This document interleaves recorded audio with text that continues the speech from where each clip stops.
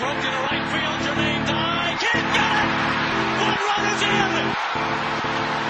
And the Rangers looking to win it. The Rangers have won it. Hello and welcome to episode 6 of Warning Track Power. My name is Eric Reining and I am joined by Ian Fullington. Ian, what's up? Just enjoying being back. It's nice to be able to get back on these podcasts again. It's been a while. It has definitely been a while, and I know you've had a lot of shit going down where you live recently. Why don't you talk about the tornadoes for a little bit? Yeah. Well, before I went on my little extended sabbatical, which really wasn't a sabbatical, I was taking law finals, and I went to Florida for a week to relax, and I get back to Oklahoma, and it's pretty, if you're from Oklahoma, Kansas, Texas, really anywhere in the plains, eastward to down to through Dixie and that area, you're pretty used to severe weather, but Oklahoma has, I guess they're notoriously known for these tornadoes. I went to school with a bunch of meteorologists. I have a lot of really good friends who have come from all over the country to go to the meteorology school here. So this is the place. If you want to see bad weather or you're enthused by this sort of stuff, this is the place to go because it happens so much. I don't want to go too in-depth on this because this is more of a baseball podcast, but I thought this is pretty pertinent. For those of you who don't know, I actually live in Moore, Oklahoma. In the past, Moore has typically been associated with a very large tornado on May 3rd, 1999. It was an F5 tornado. That's how they classify them by different scales. And F5 was the top end of the scale, the highest rated tornado. At that time, it tore through the heart of Moore, Oklahoma, just devastating a bunch of houses. And it was terrible. I want to say over 30 people passed away. And this past weekend, I guess it was Monday now, I think, we've had so many days of bad weather recently, it's kind of, they blend into each other. But they threw up the tornado watches, which are pretty common this time of year, and there's actually drinking games to the weathermen who forecast these things. If he says something, you take a drink. If the news chopper has to go down to refuel, you take a drink. But it's almost a mass media spectacle at this point when the tornado happens, but This is a little bit different because this one was heading towards the Oklahoma City metro area.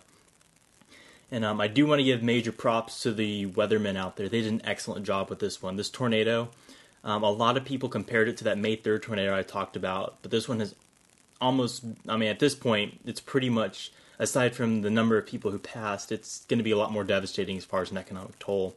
Starting in Newcastle, Oklahoma, which is southwest of Oklahoma City, if anyone who's listening is familiar with the geography of this area, it tracked northeastward, kind of east-northeast, in through the west side of Moore, and it strengthened very quickly and very fast. I live on the Oklahoma County, Cleveland County line, so for those of you who are listening, it's right at the border between South Oklahoma City and Moore. This was headed right towards me for quite a while, and so I was tracking this. This is kind of a big deal because it's scary. It's one thing when it's heading out into open field, but when it's heading right to you, it gets kind of scary, and shit gets real pretty quick. So I'm sitting in my bathtub, and I live on the second floor of an apartment building. And when the weathermen start saying, "If you're not underground, you need to get out," that's when I knew this was a big deal. And watching it on TV, this thing grew into a monster. With about 10 minutes to spare, I got in my car and just started driving north. I'm very fortunate and very lucky. This storm missed me to the south by about a mile. I didn't sustain any debris damage. My car does have some hail damage on it, though, but it's nothing compared to what all these families lost. It was an absolutely devastating storm. It just earlier that day, even, or the day before, I was driving by this area. I went to a Target, which it's now like a recovery area where people can charge their phones. It's pretty surreal, honestly. It's one thing to see it in the news and see it on TV. It's another thing to see it in person. It's pretty scary. Just so I don't dwell on too much about this, I don't like to beg for things. I don't like trying to solicit or get other people's money. But this is a really good cause if you want to help these people out. And this isn't just tearing through some trailer park. It was a weak storm. This is a powerful storm. It was an EF5. It tore through one of the nicer neighborhoods in Oklahoma City, too. Moore actually has some really nice houses now. These people lost everything, and they're going to need some help. I'm going to post a link where you could text, because I know it's probably the easiest thing to do. as far as any sort of help. Again, you don't have to. I just think it's a really nice gesture. They don't need things at this point. There was an overwhelming amount of support given. I know people are actually they're keeping people out because there's honestly too many cooks in the kitchen. There is so much support, they have to limit it. But again, I'll put that up on our YouTube page, and I appreciate any and all listeners who can, keep us in your thoughts or prayers, whatever is your decision, what you do. I really appreciate it. But to distract us from that, or to get our minds off that, let's talk a little bit of baseball, Eric. Man, a lot's gone on since we both were together doing these. Yeah, it's been... How long has it been? We haven't spoken in about a month? I feel like it's been a month, yeah, because I took a while there, because I went through finals. I know you put out a very good podcast, and then I went to Florida. I kind of skipped away for a week, but yeah, that was real nice. I got a nice tan going. So. Yeah, you were living that very pretentious life like you do. I think at one point I had tweeted out a picture of a bucket of champagne, and I needed to clarify that it actually was champagne and not beer. So, on the beach, right? On the beach, yes. On the beach looking out. Yes. Right. So. Yeah, just another day in paradise. Not too bad. But let's talk a little bit about baseball. How about those Rangers? Yeah. They're okay, right? They're whatever. No, it's been a good year. I'm kind of finding it fascinating again that Rangers fans are, finding something to complain about when the team is, held on to the largest division lead in baseball for, about a month now. And consider all the injuries they have, too. It's kind of after Yu Darvish and Derek Holland, it's... how many starters have we used now? Like 8? 9? So Harrison's down, Ogando's down, and then we've used... So let's see, you have Darvish, Harrison, Holland, Ogando, Tepish, Grimm, Wolf, who else? Who am I forgetting? Lindblom, yeah. So we've used... Am I forgetting anyone else? That's 8. Yeah, then, I think because Martin Perez has been on the shelf. Yeah, and Colby Lewis, who's going to be on the shelf for a while. Right. As I unfortunately probably predicted, I don't think Colby Lewis is going to have a meaningful contribution to this team until around the All-Star break. So. Yeah, it's kind of surprising that we might not even need him until then, the cushion we've put ourselves in with all of these... Basically, we're using half of our AAA rotation to fill the Major League squad, and they've stepped up. Yu Darvish and Derek Holland starts are very imperative to win at this point, but at the same time, Justin Grimm, Nick Tepish, they've had their moments of glory, and Ross Wolf? Yeah, come on. Where'd that come from? He had a good game, too. So. He did all right. And Neil Kotz really saved the day, though. Neil Kotz. I bet he has some staying power. He's striking out a lot of hitters. Yeah, it wouldn't surprise me to see Ortiz optioned to AAA, just because Washington's overusing him right now. You can tell his velocity's down a little bit. He's just not been as effective as when he started out, which is, that's fine. He's really young. He's still a good pitcher. Just if Kotz is on this streak, I guess you can ride this streak for a while. But let's talk a little bit, just in general, the picture of the AL West. You mentioned this big cushion we have. Any surprises so far? Not really. The Angels, I don't know how to classify them, because I'm not surprised that they're not playing well, but I was expecting them to play better. Does that make any sense? Yeah, it does. It's called expectations, and I think everyone expected them to play better. But since we last talked, I just think I don't want to say they're irrelevant, but they are pretty irrelevant now. They're doing better. Last I checked, they were 9 games below 500, which doesn't sound good. But, I think they're doing better. I think Hamilton's up to 6 home runs now. So, for what it's worth, I think they're doing a little bit better. That's why whenever the Angels, are in the news, it's like, oh, Josh Hamilton hit a home run. Last night, Mike Trout hit for the cycle. It's like, oh, that's really cool. Yeah, but that's novel. It doesn't really change the fact that Jeremy Williams and Joe Blanton are in your rotation. Yeah. Period.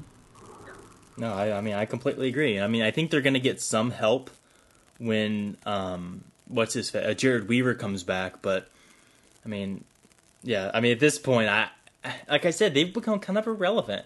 I mean, they could very well put together a nice season. I'm looking at a pitching line right now. There's a game in the top of the ninth. They smashed the Mariners pretty good. C.J. Wilson, do you remember him? He had actually a pretty good outing today. He had an 8-inning effort where he struck out 10 with 109 pitches. So it very well is that might a career be. high in innings pitched? It's probably. I mean, I thought he was I thought he was. Yeah. I thought he was like one of those safe bets to go like between 5 2/3 and 6 1/3 innings a game. Yeah, I mean he'll strike out like 5, walk 3. I mean, you know who had the most strikeouts on Seattle to help get him to 10 strikeouts, right? Justin Smoke. Yeah, he had 3 strikeouts today. So there you go. Yeah, he's a whiff machine. Yeah. Yeah, but you know what? That's fine. But yeah, I mean, on the whole, if we're talking about the American League West, it doesn't shock me that the A's are doing better than the Angels, but my expectations for Oakland aren't that high either, regardless if they just took 2 out of 3 in Arlington. I think that was a letdown series for the Rangers, and they were gassed. Right, I mean, you see it all the time, especially in September, when teams need to win games, they win games. I mean, the Rangers really wanted the Tigers, and then after that was over, it's like, okay, we have a 6.5 game lead. Oakland's coming to town. The motivation just wasn't the same. Justin Verlander is not the same as Jared Parker. Yeah, I mean, but yeah, if you want to use small sample size, you can say, oh, look, Jared Parker's... Yeah. But it's just he's the best pitcher that Oakland featured in the series we just played. You know, other than Brett Anderson, he's probably their best pitcher. Mm-hmm. And the Tigers have, I think, 3 of the top 8 WAR pitchers right now: Anibal Sanchez, Justin Verlander, and Max Scherzer. I mean, They have a ridiculous rotation. Well, I mean, part of, I think, what inflates pitching WAR a little bit, I actually don't know exactly, but those strikeouts, they love strikeouts. I mean, I suspect it has a lot to do with strikeouts, which, that's makes sense. That's basically what it is, strikeout to walk rate. That's why I think their WAR is so high. Because I know Scherzer if you strike out a ton of hitters. Yeah. Go ahead. Oh, yeah, I mean... wins above replacement, I guess the difference between Baseball Reference and Fangraphs is that Fangraphs focuses on strikeouts, walks, and how many home runs you give up. Baseball Reference basically is how many runs did you give up, period. Mm-hmm. Like it's, a guy with an ERA of 2 is going to have a better WAR than a guy with an ERA of 4. Fangraphs kind of says, okay, this guy's ERA is 4, but it should be lower, and then conversely, the guy with 2 should be higher, that type of thing. Mm-hmm. So they use kind of more of a predictive metric, and Baseball Reference is all reflective. What actually happened. Yes, exactly. But that's just semantics and a bunch of bullshit. So, what's your impression been of the West so far? I just want to point out that the Mariners are playing a lot better than when they started. I did predict the Mariners would have a better year this year, and I think they're going to. I mean, the current game right now, notwithstanding that they're getting absolutely hammered by the Angels, I think they're going to have, they're putting together a better year. Notice I didn't say a good year, but it's a better year. Right. If you look at the A's record outside of the AL West, they have a losing record. Part of their cause is buoyed by the fact that they're they make hay while the sun shines, which you have to naturally. I hate using the argument, you got to beat up on the little kid Houston in order to make ground, but for the A's case, take away their wins against Houston and take the Rangers' wins away against Houston, and the Rangers are still a far, far, far superior team. And I think last I checked, the Rangers had the best record in baseball against teams above 500, which this was a big thing before I went on my little sabbatical, is that the Rangers were going to, they hadn't played a team with a winning record. Well, now they have, and they've absolutely, they've done great. There's no other way to put it. They've done very well against teams with winning records. So that's encouraging. And, Houston's Houston, so I'm about 3 weeks away from not caring about the Angels whatsoever. I know they're back there somewhere, But if they stay, 8 to 10 games under 500 in 3 weeks, then you know what? They're done. It's not worth worrying about them anymore. So okay, I have a question. Yeah. Okay, everyone was, I don't want to say everyone, but the media seemed to be very high on the American League West before the year started, because you had Oakland, Texas, and Anaheim, and they were all supposed to be, the three juggernauts who could all make the playoffs, conceivably. Now that you've seen, we're almost 2 months full of baseball, do you think that the West was overrated before the year started, or are you under the impression that they're a lot better than how they've been playing? Can I kind of qualify an answer to that? It's going to be a crappy answer. It's not black and white. You're going to give me a lawyer? No. You're going to give me a lawyer answer right now? No, the lawyer answer would be, well, it depends. My answer will be, here's my answer is yes and no. So, not much better. But all right. The A's were overrated. Yes, the A's were overrated. That's my opinion. And it's very reflective in their record against non-AL West teams. They have a losing record against non-AL West teams. The Angels, they've underperformed. A little bit of their problem deals with their pitching injuries. Does that sound a little familiar? Granted, they can't deal with injuries like the Rangers can. If you have a fully healthy Angels team and a fully healthy Rangers team, there's still the disparity. I'm still convinced the Rangers are a better team, but, I think the Angels are a better team too, and I think those two teams would make the playoffs. That being said, you lose your number one starting pitcher in Anaheim, and you lose your guy who's supposed to be your closer, and Albert Pujols is basically, walking around the bases or trying to wheel around the bases in a wheelchair at this point. Then yeah, they're gonna suffer from it because those are very productive players. I think there was a lot of expectations on Mike Trout to duplicate his performance. While he's putting up outstanding numbers, he's not going to duplicate what he did last year. That's incredible. That's more rare than a Triple Crown than what he did last year. The Rangers are as unexpected as everyone thought they'd be, but better. They're as unexpected can be. They're better than everyone said they'd be, but for people who know the Rangers, they're just as good as we anticipated. They have injuries, and they're only going to get better. It's, they're fine, honestly. So, if that helps answer your question, yes and no. Is the AL West overrated overall? Yes, a little bit they are overrated. But they're very heavy at the top. They're top heavy because the Rangers are a very good team. At this point, I still think the AL West is as good as the AL East. Toronto's not very good. Baltimore is just treading water, I think, this year. Not much better. And the Yankees are a surprise story. I don't think their success is sustainable. Boston's very good. I think they match up very well with the Rangers, but I think the Rangers have a better bullpen. I think the Rangers starting rotation in the long run, not right now, but in the long run, is a better starting rotation. So, and the Central is abysmal. So when you say, is the AL West overrated? Yeah, but not really compared to the rest of baseball. It's not like the American League in general is really a powerhouse this year, in my opinion. What do you think? Yeah, I would definitely say yes, that the West is overrated. I'm curious, before I say anything, do you think that the Angels will finish with a better record this year than Oakland? No. Absolutely not. No. Okay. They've already dug that hole too deep, in my opinion. Because I am under the impression that the East, again, is the best division in the American League. Oh, I was going to say the National League. I would have agreed with you there. Yeah, I guess saying that, the East being the best in the American League means it's the best in baseball. I can say that. Because I feel like Tampa Bay, Boston, particularly those two, and then New York will all be competitive through August and September.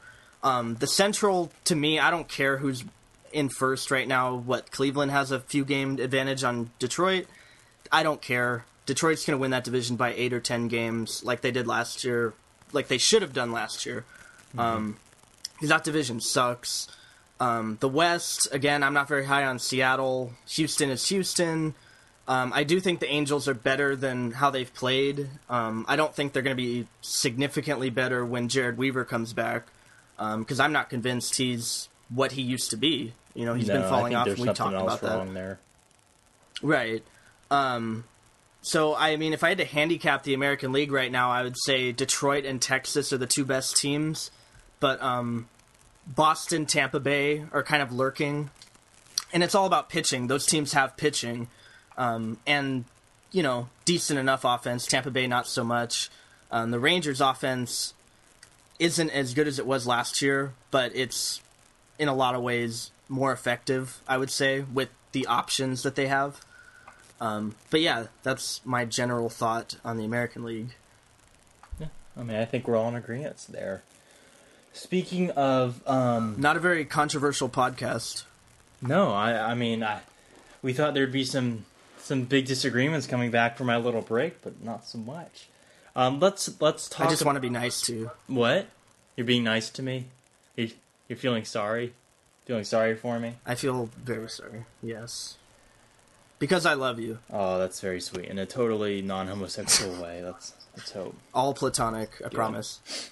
Anyway, I did mention a little bit about pitching depth and how it's afflicted the Angels and to some extent afflicted the Rangers. I think the Rangers have gotten a little bit lucky. But let's talk about the pitching depth situation now. And then, in a perfect world, in a vacuum, let's talk about the pitching depth situation come, I don't know, September 1st. So, you know, eventually, we're going to have Ogando, Martin Perez, Lewis, and Harrison back. I mean, we have to, right? Because, I mean, we have to. But does that... We're in a vacuum right now. Yeah, does that mean we're going to have too many good pitchers? And so, my question to you is, what does your rotation look like on September 1st if all of these people are healthy and, you know, they're pitching on their career averages, let me say that much. Okay, that's fair. So, you know, it's kind of tough to do that. But so, what's your rotation look like? I assume Yu Darvish has been DFA'd. Yes, Yu Darvish is on the Pirates. Okay. Let's see. Well, okay. First of all, I'll say that I don't believe Alexi Ogando has staying power in the rotation. By September, I think he will be either in the bullpen or he'll just be pitching like, you know, 2 and 3 and 4 inning type, you know, smaller relief roles, long relief maybe, because they want to get his arm ready for the combination role he's pitched in the past. Mm-hmm. But yeah, I'm not very high on him in the rotation in general. So, yeah, I have him in my bullpen with Joaquin Soria, Neftali Feliz, Dream World, Tanner Scheppers, and Joe Nathan. That's a ridiculous bullpen. Let's see. Rotation would go Darvish, Holland, Harrison, and then Lewis. That would be my first 4, like, playoff rotation. I have a little more hope in Colby Lewis than you do. I know you've kind of written him off already. Is that fair to say? Colby Lewis? Yeah. I don't think I've written Colby Lewis off. I just don't think... I mean, I think when we think of Colby Lewis, we think of playoff Colby Lewis. We don't think of Colby Lewis who allows a home run every other inning and then strikes out 10. So, I mean, I like Colby Lewis. Don't get me wrong. He's a workhorse, and I think he's a great guy. I really like Colby Lewis. I think we're overestimating how much he's actually going to help this rotation. I think if you take a Justin Grimm outing, let's say you have a Justin Grimm 6 inning, 3 runs, 7 strikeouts. I think Colby Lewis could do the same exact thing. I mean, that's where I think Colby is going to be. I don't know. He may never get his velocity back, it's sad. He never had any velocity, though, did he? He didn't have much, but I don't think he's breaking 90 right now, which is problematic because his stuff is good, but it's not good enough to get guys out if you can't break 90 with your heater. So, if you look at Colby Lewis's stats, he's kind of a fascinating guy on Fangraphs because he gave up a ton of home runs, but he also struck out a ton of hitters and didn't walk hardly anybody. So, stats like Sierra, or metrics, I guess you could say, mm-hmm. Sierra was in love with him. I remember, Joey Matches used to write about it all the time. But who is I guess that? Oh yeah, it was that. That's kind of like mentioning Lord Voldemort, huh? Yeah, I don't even recognize that name anymore. Okay, sorry, I was just being an asshole. Go ahead. Yeah, keep being an asshole, man. It's all good. But yeah, I think I have my end game is always being ready for the playoffs. And I think that if we're talking about career averages, like you said, I would want a guy like Colby Lewis. If that's my fourth starter in the playoffs, I'm living pretty well, I think. Oh, yeah. I mean, Nick I agree with Tepish you. and Justin Graham and all. Yeah, okay. So, I mean, how do you see it? What do you think about Alexia Gondo, and what's your opinion of Neftali Feliz and Soria and Lewis? Am I being too optimistic? I mean, if they're all back and fully healthy, I would love it. Feliz won't contribute meaningfully this year. Tommy Johns just does not let you pitch 100% before 18 months. I am 100% convinced. I mean, think about it. You're replacing a ligament in your arm that's essential to your pitches. And, I mean, it's a miracle it works at all. And the fact that it works within 18 months is incredible. But trying to have those guys produce meaningfully within 12 months is really kind of pushing the envelope. He could do it. But at the Baseball Perspectives event, it was kind of thrown around that Fleas never really took his rehab that seriously the first time around. And unless he's really kind of turned over a new leaf, I mean, I'm sure he is rehabbing hard. I like Neftali a lot. He's honestly one of my favorite pitchers, just because I'm in love with a fastball that can sometimes flirt with 100. And his strikeout of A-Rod was awesome. But I hope Feliz takes his rehab very seriously, and I hope he gets back to 100%. If he is back at 100% this year, that's awesome. He's probably my setup man. Man, our bullpen is loaded if everybody's healthy. If you have Soria, and you have Sheppers, and you have Feliz, and you have Robbie Ross or Neil Kotz pitching like they can, you're loaded. I mean, I don't know if Joe Nathan's going to be our closer come the playoffs. I know he's converted every single save opportunity this year, but put me in the camp that has a little bit of worry. He has good stuff, but his fastball's down. I mean, he was flirting with 94, 95 last year, and he's struggling to get 91, 92 this year, which if he has a period of dead arm, he's going to get hit real, real hard. So, I mean, I saw a tweet. I think from Newberg is the one who's really on the let's worry about Joe Nathan bandwagon. Yeah, I think it's starting to pick up traction. I saw Jason Cole had a tweet, might have been last week, I'm not sure, but it just talked about like what you were saying. His drop off in velocity basically means that he's going to have to be sharp or he's going to get hit. Because closers, you just can't get away with throwing 90 or 91. He needs that extra few ticks, and if he doesn't have it, then I don't know why we wouldn't go with a guy like Tanner Sheppers in the ninth inning. I mean, right now, right now Tanner Sheppers is pitching lights out. I think one of the first runs he's given up since Adam Dunn took him yard was the Miguel Cabrera home run, which is perfectly excusable in my opinion. Those fine. Are the only two runs he's given up all year. And that's incredible. And I like Tanner a lot, but I want to see him be consistent through the All-Star break if he's going to have any shot at being a closer. And if he is, then I'm willing to give it a try if Soria can't do it. Again, if we're in a perfect world, and this might sound absolutely crazy, but if Feliz is 100% and he can throw high 90s again, shit, why not try Feliz in a late inning role? But my starting rotation, I think, is what's more important here. I think Harry really needs to prove that he can be back in the starting rotation. I think that's honestly my most worrisome component of that superfecta, that four-man rotation you want going to the playoffs. I think Derek Holland's going to be there. I don't know if he's going to pitch as well as we think he has so far. But then again, my pessimism seems to fuel him pitching better. I know Yu Darvish is going to be there because Yu Darvish is amazing, and everything he does and looks at and touches turns to gold. So, I mean, I can't say enough. I need to touch him. Yeah, I wish I could. Funny story, when I was hiding in the bathtub from this tornado before I bailed out, here's what I had in the bathtub with me. I had a pillow, I had my dog, I had my computer, and I had a Yu Darvish jersey with me. And that's what I took in the bathtub with me. No joke. I was wearing a Yu Darvish t-shirt, and I had my Yu Darvish jersey with me. If anything was going to happen to me, I'm going to have my Darvish jersey with me. So, dude, that is the realest shit I've ever heard. But no joke, like I have my Darvish jersey is now hanging up behind me, but I was not going away without that jersey. So for what it's worth. But okay, so I have Darvish, I have Holland. I think I have Colby Lewis in my rotation. I think as things stand right now, I think Colby will come back and I think he'll be your number 4 starter. So that leaves one more rotation spot open, doesn't it? Yeah. I think Cliff Lee's going to be that second starter. I'm still sticking with that. You actually want that to happen? I do want that to happen. I want Philly to realize that they're a total mess. They have the only GM in baseball who doesn't subscribe to sabermetrics and who would probably actually eat some of Cliff Lee's budget if we could, send them a decent prospect. I think Utley is near the end of his career, so they need a second baseman. Maybe they can re-sign a veteran on a 1 or 2 year deal and take Odor while he matures, because Odor is putting up great numbers down in high A ball. And all of the people I talked to at the Baseball Prospectus Day pretty much agreed he's going to be a major leaguer. He has the makeup of a major leaguer, and he's going to be there. He just needs a little bit more time. It's the bat.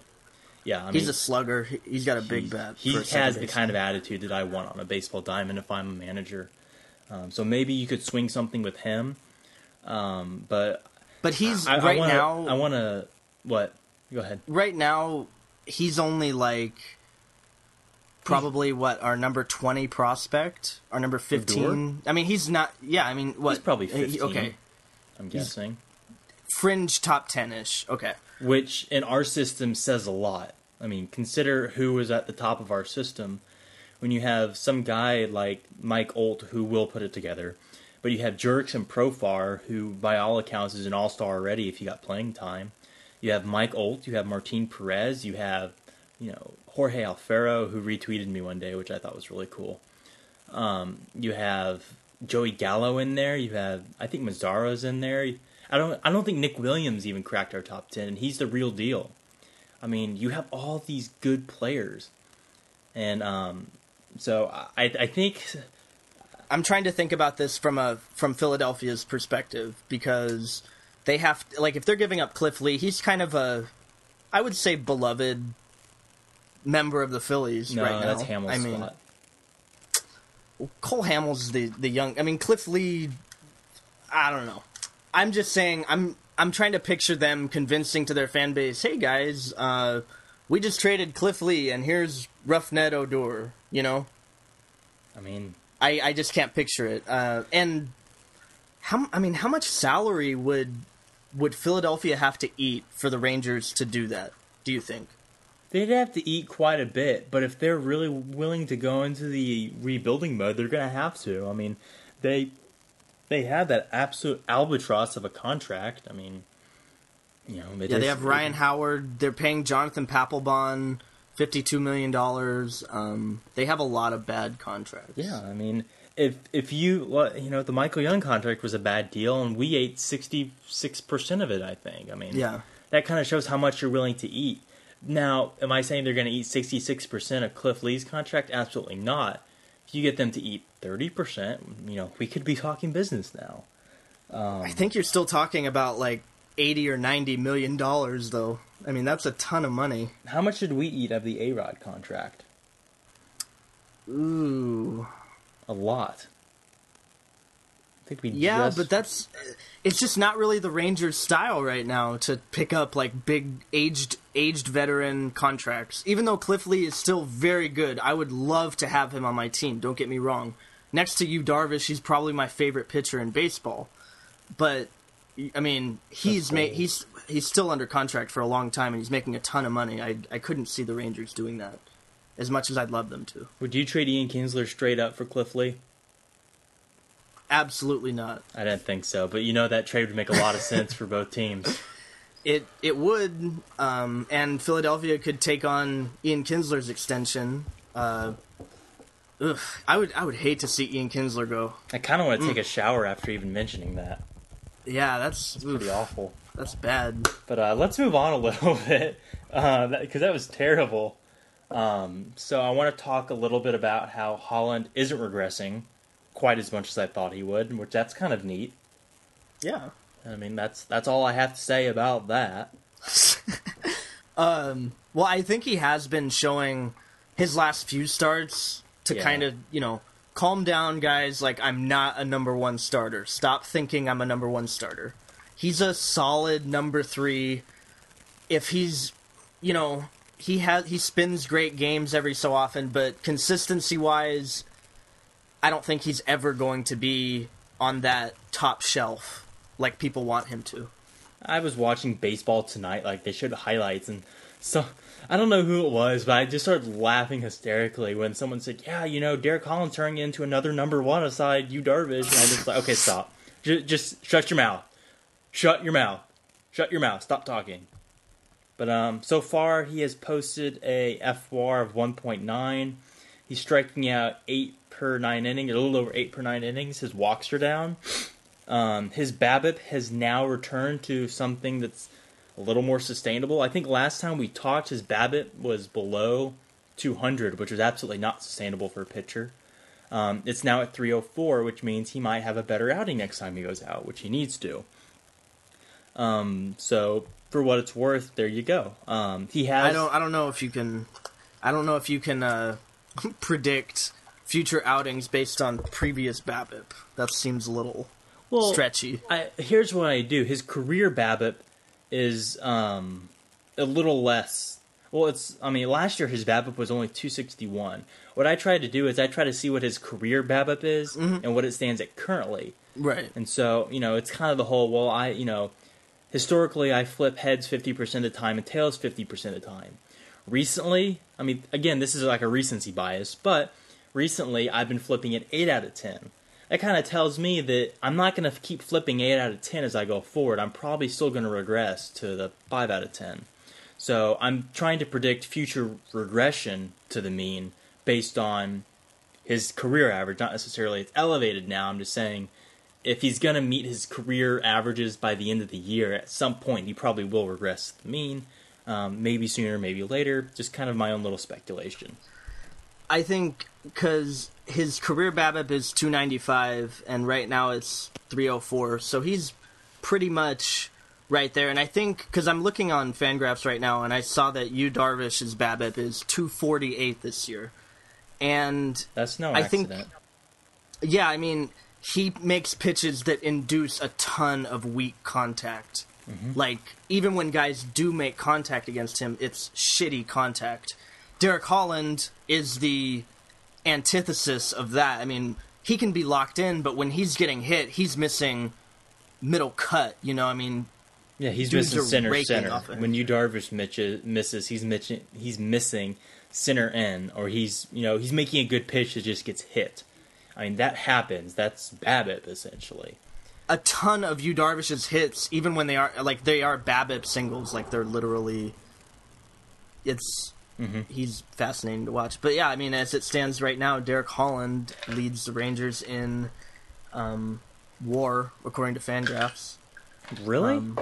Even more than Yu Darvish. Yu Darvish is at 1.8. I don't like that. Derek Holland is at 1.9. Well, we're talking about a 2-month sample. I think by the end of the year, Yu Darvish will be where he belongs. He's had a few average starts in a row, and Darvish? He hasn't really been gaining. Yeah, his stuff the last 2 outings hasn't looked especially sharp. I think it's because he hasn't established his fastball command like he likes to. If he can do that, then he has one of those double-digit strikeout outings. I think he'll be fine. On BWAR, he's leading by 0.6 of a point. He has 2.1 on BWAR. Holland has 1.5. Without looking, can you name the number 3 valued pitcher on the Rangers according to BWAR? Without looking, just take a random guess. It's not a starter, I'll give you that much, and it's not Derek Lowe. Robbie Ross. He's actually 4th. Tanner Scheppers. Tanner Scheppers is posting a 1.3 WAR for the Rangers right now. BWAR, I should say. That's pretty damn good, and that's pretty impressive, too. Well, yeah, he's only allowed 2 runs to score all year. That'll give you a hell of a BWAR. I'm still waiting for him to, start striking out a ton of hitters, because he hasn't really been striking out that many guys. Tanner? He hasn't been walking anybody. Yeah. If you're complaining about Tanner's outings, I think we're... Hey, I'm just saying... We're searching where we shouldn't be. I know, I'm splitting super hairs. I'm being a reactionary fan right now. But, yeah, I'm just saying... he's... Look, 5.6 strikeouts per 9 innings. That's not That's not very many for a relief No, pitcher. You're right. I mean, but then again, his hits per 9 innings is only 4.9, which is ungodly. He's had a great year. He hasn't been walking a lot of guys, which is all I give a shit about. But yeah, I hope he keeps it up. I really do. Yeah, I think he can. I just think his walks and strikeouts are both going to start going up, and I'm waiting for it. Hope not. But I mean, I can't complain with what he's doing. Right. Yeah, I'm splitting hairs again. I'm just being a bitch. But we kind of mentioned Yu Darvish a second ago, and yeah, you're being a bitch. But anyway, Yu Darvish was throwing more before last night's outing. He was throwing more pitches. That's kind of neat. Yeah. Threw a ton. What do you think about that? I haven't talked to you about his I don't know. His 130 pitch effort. You know, I'm not a pitcher. I mean, I can relive glory days and think, yeah, you know, pitching. But I'm not a pitcher. I don't, and you know, I can't even pretend to put myself in their shoes. But Dr. James Andrews, who's done a lot of the TJS, has said 120 pitches is a good amount. I don't think there's so many factors go into a pitcher's outing. I think you could have a 130 pitch outing that's as stressful on your arm as a 70 pitch outing. I really believe that. You know, I will say this. I think Yu Darvish pitching 130 pitches is probably fine. It doesn't really worry me simply because he's in such good shape. His body is a temple. He works out a ton. He's lean. I mean, it sounds weird, but I think he dropped a couple pounds from last year. He's lean. He's in good shape. This is getting kind of erotic. Well, yeah, I mean, it should. He glistens a little bit. He has a lot of sparkle. But I just don't... I never see him labor out there. He'll lose command for a couple pitches, but he never labors. I never see him go out there and just struggle. And I think that, for the most part, he doesn't really have a ton of high-stress pitches. If he misses, which is kind of disfortunate this year, it's a home run. Or if he misses, it's a weakly hit ball that it's a guy on first, whatever, I'm striking out the next 3, so go home. And it's not a really big deal to him. I don't think he gets stressed out by keeping guys on base because he really can't. He just doesn't care. He'll just get the guy at the plate. So, like I said, it doesn't bother me for Yu Darvish. If this is a different pitcher who's pitching a lot, like if you're telling me Joe Nathan's having 30 pitch saves or 35 pitch saves, that would bother me quite a bit. Anything above 20 pitches with Joe Nathan is an adventure. I mean, it's really kind of scary. So, for Yu Darvish, it doesn't bother me. For other pitchers, it probably would. Right. I think Ron Washington getting criticized for, leaving him in for that long. I don't know why people don't criticize him for, actual, tactical moves enough. He's such a terrible... He's a terrible manager. I mean, I know the Rangers are good, and for all those fans that always use the argument oh, well, the team is doing well, so the manager must be good. That's total bullshit. I mean, I think he costs the team 2 wins per year with how he uses the bullpen. I mean, today, Mitch Moreland has been playing amazing, and give him a day off. But he started Jeff Baker in Mitch Moreland's place, and Mitch Moreland has been our best left-handed hitter this year. I mean, you could argue Lance Berkman. But he's giving him a day off in favor of Jeff Baker, who is a platoon player, and he's, taking the platoon advantage and giving it to Oakland. Ron Washington is.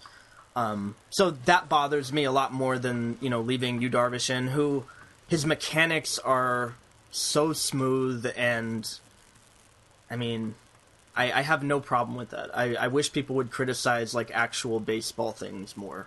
I think people familiar with the game do that. I don't think mainstream people do that. I mean, people realize, okay, why aren't you hitting so-and-so here? Or why the hell are we still leaving David Murphy off to flounder in left field? Things like that they realize, but people don't know a whole lot about in-game strategies except for really elementary things like, I'm going to pinch run for Giovanni Soto because he's slow. That's their extent of their in-game managerial knowledge. I mean, what Washington really needs, and this is kind of going off on a tangent, but what Washington really needs is he needs someone like to replace Jackie Moore, who basically sits there and say, hey, you know what, you got this left-handed bat on the bench, this would be a really good time to use him. Or, hey, you probably shouldn't rest him here. If you really want Baker to play, you should put him in left field because Murphy can't field for crap right now. Things like that. Or, here are the splits on this guy, here are the splits on this guy.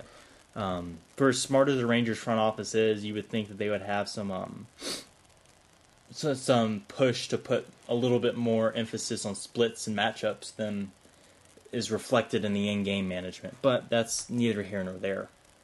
Well, okay, one last thought on that, though. Mm-hmm. Like, Jurickson Profar got called up a few days ago, and the word has kind of been that he's going to be sharing playing time with Lurie Garcia, and I'm of the opinion that makes absolutely no sense. Why would you call up the top prospect in baseball to share time with a guy whose ceiling is as a utility infielder? On a first division team, at least. What do you think about that? I mean, I pretty much agree. I think if you're going to call up Jurickson Profar, then Jurickson Profar is the guy who needs to be playing. If you're just calling in someone to be a stopgap solution, then just play Lurie Garcia. I think it's dumb. I mean, come on. Because it's not like you're costing any, service time against his, team control. Like, he's still here for 6 years after 2013, Jurickson Profar is. So really it just comes down to, logically speaking here, Lurie Garcia isn't as good as Jurickson Profar. Wouldn't you want to play the better player all the time? You would think so. So, yeah. Yeah, okay. But, so I just wanted to mention that before. No, I completely agree. I want to skip the next point, just go ahead and go on to issue 3. In case anyone was listening, we actually plan these out and make notes beforehand because we're cool like that. And I thought I hope you appreciated little notes I put in here with our script. I really like this. Domo arigato, Mr. Robo Umpto. Do you get it? I thought it was really clever. You're so clever, man. And this is the little query, and hopefully we'll have some fireworks go off here. Do you think Robo Umps would ruin the spirit of the game? No. Not at all. You don't? No. And then I had the comment after that, which I thought was pretty good. Yeah, I left. So, seriously, why are we discussing this? And but, for due diligence sake, let's discuss the pros and cons of Robo Umps. Pros. It makes the game accurate and fair. Okay, you get to go. What's another pro? You don't have to put the fate of the game in the hands of anybody other than the players. Okay. It's strictly the players. How it should be. So it makes it... in a vacuum. It makes baseball more pure. I mean, that would be the argument against it, is that it would take all the soul out of baseball somehow, because... the only time we talk about umpires is when we're bitching about them. Yes. So... what is it about taking them out of the game that is so oh, no, we really want them? I say fuck that, because if you have an objective fixed strike zone somehow, now they would have to adjust for how tall and how short and how fat players are, whatever, because everyone has a different strike zone. But if you get past that, then you have accurate calls on the bases, coaches could challenge plays in the field. So to me, above everything, it's about getting the call right. I believe in fairness, and even though that horrible blown call in the Cleveland-Oakland game, the home run, even though that was such a boo-boo call, I felt like something was being taken away by the Rangers gaining a game in the standings on the A's, and I don't really like that feeling. It's kind of cheap. But I'm totally taking this off topic and ranting and raving. But no, I think I agree with you. Now, I just want to preface, I'm not of the opinion that Robo Umps would ruin the spirit of the game. But I think, I really don't know the argument against it. It's not a money issue. Baseball is flooded with cash right now. Do people really... people would say, umpires have been an integral part of this game since its inception. Do people really go to games, though, to see umpires? I mean, that's where the whole ump show comes in, and people need to stop abusing that term, by the way. Right. But, do people really care about that? I mean, I don't know. I guess some people do. I guess some people get all riled up when a manager gets thrown out for arguing a blown call. I mean, I don't go to a baseball game to see a call blown, then Ron Washington bob his head up and down and get thrown out. I don't go for that. I mean, yeah, that's rile the team. But you can do that in other ways, and if you can't do that in other ways, then you're not a very good manager. That's my opinion. I mean, well, I think, yeah. Well, I'm with you. My opinion is that baseball's a popular sport. It's not as popular as like the NFL, but it's popular. I think that people just want to keep it like as prehistoric as possible. You have those types of people that think logically and rationally and who are like, oh, well, that would make sense to have robot umps because, everything would be ideal and right all the time before the machines took over and killed us. But it's like, I don't know, we could always go back to the Mike Trout, Miguel Cabrera discussion. You had people who want to follow the traditionalism, and then you have other people who want to see what's new and, see what else is out there than just, batting average, RBIs, such great stats. No, I mean, I agree.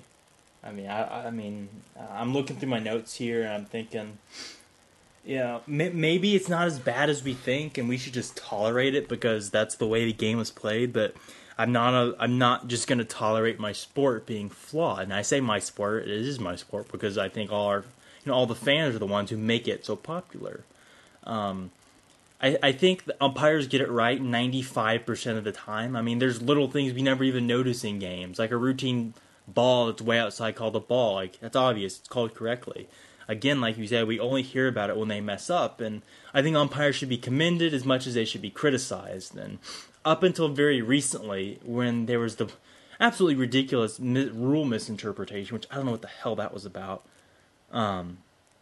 I think that umpires should be subject to discipline when they make bad calls. I think much like, I don't know if you follow soccer at all, but this is the only good comparison I could think of. I think umpires who consistently get poor ratings should be relegated to AAA, and umpires who do very well in AAA, if we're going to keep umpires, that is, umpires who do extremely well in AAA can rotate in and take those spots. And every year, if you're not in the top 80% of umpires, you're relegated. So that way you don't have these umpires who just go on ump shows all the time, just out there being an asshat. I think if you're going to keep umpires, you should make them accountable. I think that's the only way I could really tolerate umpires into perpetuity, if there was some sort of accountability. Yeah, I was actually reading an article over at Fangraphs, and they were talking about ball and strike calls with umpires, and the number they used was that umpires calling balls and strikes are accurate 87% of the time. And 87%, I mean, that kind of leaves a lot to be desired, if you ask me. But yeah, okay, so we both agree that the heart of baseball would not be taken out if the umpires were taken out of the game. Yeah, absolutely. Good. Well, yeah, I mean, I think we've covered, let's see, pretty much everything we were going to talk about. That's pretty impressive, Eric. Yeah, after a month, yeah, yeah, we did it. Okay, I don't mean to get into that now. Let's see. Yeah, well, it's been about a month, but obviously good talking to you, and I'm glad you're safe and you didn't fucking die or something. Yeah, me too. And I'm glad I still got it. I'm glad we can keep on going. Right. But yeah, episode 6, Warning Track Power. Thank you very much for listening. This has been Eric Reining and Ian Fullington, and Ian will now take us out with some thoughts after some music.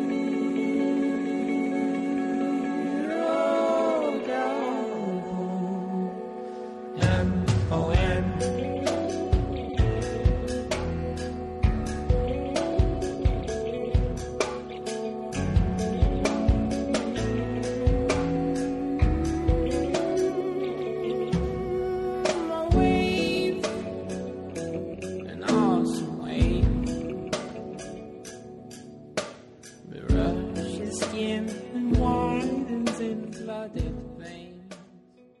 All right, I want to finally talk about something that I have been wanting to talk about for a long time, but haven't really gotten quite around to because there's been too much good material.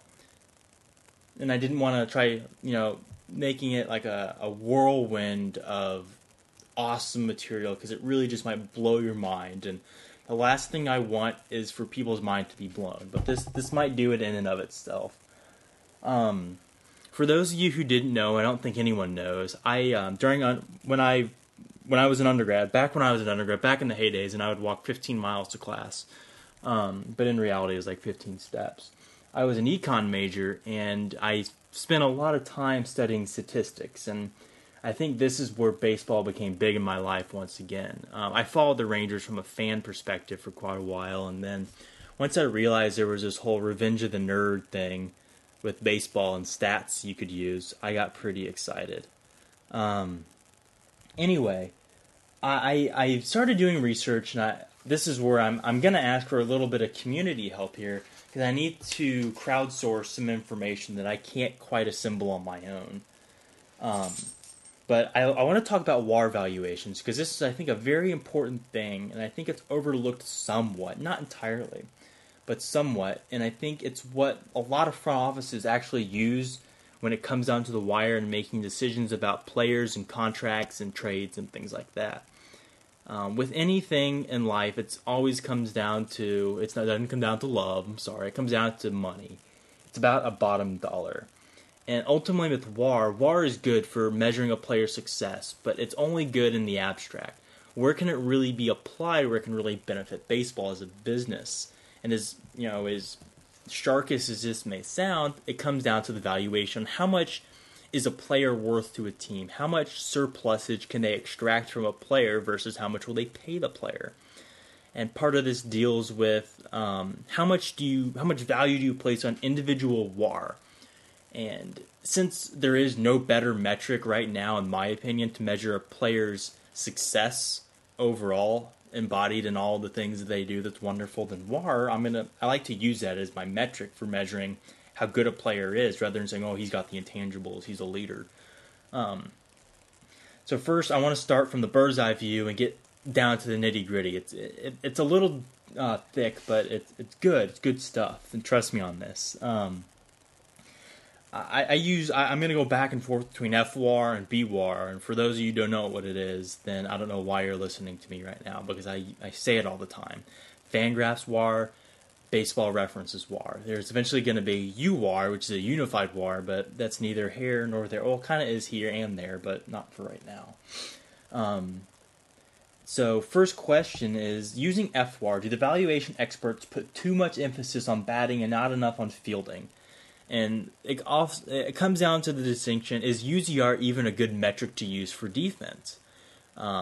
Ultimately, fielding percentage probably isn't the best thing to use, simply because doesn't really measure everything that you're looking for a good defensive statistic to measure. UZR is good. It's not great. It's not as good as things like weighted runs created or fielding independent pitching, things like that. It suffices. The reason I say that is because, although I'm not entirely certain, I'm pretty sure that with all of the adjustments that the players make within the game as far as invoking shifts or different types of approaches they take to the game, which this goes off to the intangibles a little bit, which aren't quantifiable, that really defines a player's defensive ability. We all know Ian Kinsler is an outstanding second baseman, and his WAR reflects that. His UZR may or may not. I mean, historically, he's been very good in UZR. Historically, Nelson Cruz has actually been pretty average on UZR, and thinking about that, I would say absolutely no, he hasn't. He takes very curious routes to the ball a lot of the time, and I don't think that it's accurately reflected. And so I have a little bit of gripe with how well you can use evaluation on WAR. Again, I'm saying this just because I'm nitpicking. I'm looking down into it, and so I think that maybe too much emphasis is placed on valuing WAR as an offensive tool only, because it doesn't really measure defense the way you would want it to. The next big point about valuations in WAR, okay, so we're going to value it. That's the story. How much do we value it at? what's the baseline that we set? And are there any market forces in play? If you've taken a basic economics course, you're familiar with this thing called scarcity and inflation and demand and supply and all these wonderful terms that really have come to define things that people don't give a shit about, but are incredibly important. Fangraphs they've done research in the past, and I want to commend Fangraphs because they have some of the best research on WAR valuations. It's an outstanding read, and people need to read this if you really want to get into the nitty-gritty of baseball, or if you have any aspirations on working in baseball in the future, because I think this is ultimately where the field is going. Again, it's about making money, but you can also integrate, making money in other ways and saving money. In order to calculate WAR, you can't just say, okay, you take all the contracts in baseball and add them up and divide them by all the wins created. That doesn't exactly work because WAR changes from year to year. Just as inflation changes from year to year, if you're going to peg the dollar against WAR, which sounds kind of weird to do, but this is how we're doing it, you need to account for inflation and market changes from year to year. A unit of WAR in 2012 is not worth the same as a unit of WAR in 2000. Simply because, one, there is more reliance on WAR. That's an intangible force that, it's kind of just what happens. It self-inflates because there's more reliance on it. People are aware of it as a way to get a competitive advantage. And also, you can't compare the 2 years. One, there is inflation, and there's been bigger contracts that have been handed out. So Fangraphs used this really, I thought was very good way to value WAR by looking at the free agent contracts awarded during the past season's off-season. Confused yet? Well, you might be. Basically, this says, let's look at the Zach Greinke contract and see how much WAR he creates by how much he got paid. So this is how you see how much teams value WAR. And while this is a little bit of, it kind of looks to the past to project the present, which sounds too good to be true, it actually works quite well. Basically what this is saying is Fangraphs has data using 2002 to 2008. I don't quite have the resources or know where to look for this information, but if anyone does, please tell me on Twitter. I really would like to know. And then using the inflation, WAR, they valued from anywhere from $3 million of WAR inflating upwards, increasing each year by the amount of WAR it would increase. Basically, it goes from $0.3 basically $300,000 inflated one year, $350,000 inflated the next year, $410,000 the next year. So it's not straight line appreciation or inflation of WAR. Basically, if you take a derivative of the increase in WAR, it's still a positive derivative. Like I said, this is a little complex, but this is something that's very important. So at a minimum, WAR is valued at $5.5 million. Again, this is my own kind of speculation and not query, but my own how I'm kind of postulating this. But if you follow just a straight line appreciation, which I know it's not, it's greater than this. A lot of people throw around $5 million of WAR. That number's outdated by at least 3 years, if not more. I think WAR is worth more than $5.5 million using the free agent data that we're given now. I need to know where to pinpoint this data in order to accurately assess this. But even at a minimum of 5.5 or 6 WAR, players are often outperforming these contracts that they're given, and it's incredible how much these. It blows my mind how much teams are valuing one win above a replacement. Now, part of this is weighed down by players performing beneath their contract. I mean, it happens. Michael Young performed beneath his contract, and that's going to increase the disparity here on how much teams are willing to pay per WAR because they're becoming scarce. But part of the inflation in WAR, aside from reliance upon WAR, is TV contracts. And this is where I need to source some research from the crowd and figure out where I can better get the yearly free agent data so I can remove that data from the data pool and take that variable out and add in, or try to carve out, not add in, but carve out how much do TV contracts plan to increase WAR valuations. Basically, what I'm saying is you have these massive floods of money. Compare it to the Federal Reserve printing off billions and billions and billions of dollars and just handing it to you. Well, naturally, that inflates the market for whatever you're buying because the more money, the more you're inflating it. So I'm curious, how much have these TV contracts exactly inflated WAR from year to year? And is that rate ever increasing? Are we going to reach sort of an asymptotal increase where it's just going to exponentially rise? Is this a bubble? Again, these are market terms applied to baseball, which is strange. But is this a WAR bubble, essentially? Is there going to be a better metric out there that's going to burst the WAR bubble? And so I did a little preliminary research on COTS Baseball, a great website for contracts. I highly recommend anyone going there. And this should blow your mind a little bit. But the lowest paid per position for one win above replacement using Baseball Reference WAR, I need to preface that because that's what COTS Baseball uses. I couldn't find a comparable stat for Fangraphs. Was $6.95 million per BWAR. And the highest position, the position where WAR was paid at DH, I mean obviously because there is no defensive metric at DH, was $30 million per WAR. And you say, wow, how's that possible? Well, Michael Young, I mean that's what, it got deflated there, but they were paying these massive contracts to DHs. And I mean, it's incredible. Again, a very generic calculation. This could easily peg WAR greater than $7 million per WAR. I'm sorry, valuation at more than $7 million per WAR, just simply because of the lowest position paid for a WAR valuation was 6.95. And so the question becomes, well, how do these teams exactly extract value from these metrics if we're paying so much per WAR now? And I mean, the Rangers have done such a good job. The Rangers in St. Louis do a great job with this. It all starts with pitching and defense, two of the areas where WAR isn't the best metric yet. Starting pitching WAR is the least efficient. So if you're trying to sign a starting pitcher, you're not going to get your money's worth. At least this is what the valuations are saying. And so you want to get homegrown pitching that you're not paying a premium for and you're getting surplusage. And then you need to look at positions where offensive production is at a premium, essentially. Basically, if you can get a catcher who can produce good offense, you're gonna have surplusage. If you can get a shortstop that produces offense, you're gonna have a surplusage. If you can get a third baseman who can produce a lot of surplusage, a lot of production, you're gonna get surplusage. So, kind of wrapping all this up, I know this is a lot of information, and there's going to be a part 2 and 3 and 4 of this. I just thought it was absolutely fascinating, the valuations that are just thrown around on WAR without doing any sort of background research into it.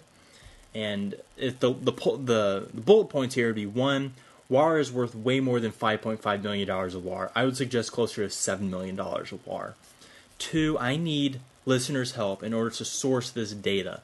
I would like to take out any exogenous variables and WAR inflation, and market and the increased reliance on WAR out of the equation to figure out how much of the WAR inflation is attributable to these TV contracts so I can better see how great of an influence that is playing. That's a lot of information, and I'm really sorry, but it's a really important topic and something that I'm really passionate about doing more research into. So with that, I want to thank everybody for listening this extended version of Warning Track Power. We were given our certificate of registration on our copyright today, which is pretty awesome. I want to thank everyone for hanging around with us. We will be up on iTunes soon. This summer, that is my goal. We are going to get this all taken care of. I want to thank anyone who looks at the reference for the possible donations for the more tornado relief. I really do appreciate that. And if you have any questions or would like to hear us address a certain issue, please feel free to send us an email at warningtrackpowerpodcast@gmail.com, or just comment to us or tweet us on Twitter or comment to us on YouTube. Again, this is Ian Fullington, and for Eric Reining as well. I want to thank you for listening to episode 5 or 6 or whatever we're at on Warning Track Power. Until 2 weeks, we'll see you then. Bye-bye. My life has got to be like this. It's got to keep going on.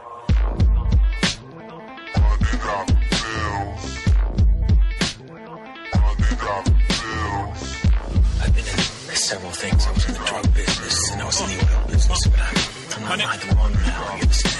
I happen to run a little business on the side, a sort of sideline. The confidential sort of thing that you might a nice bit of money.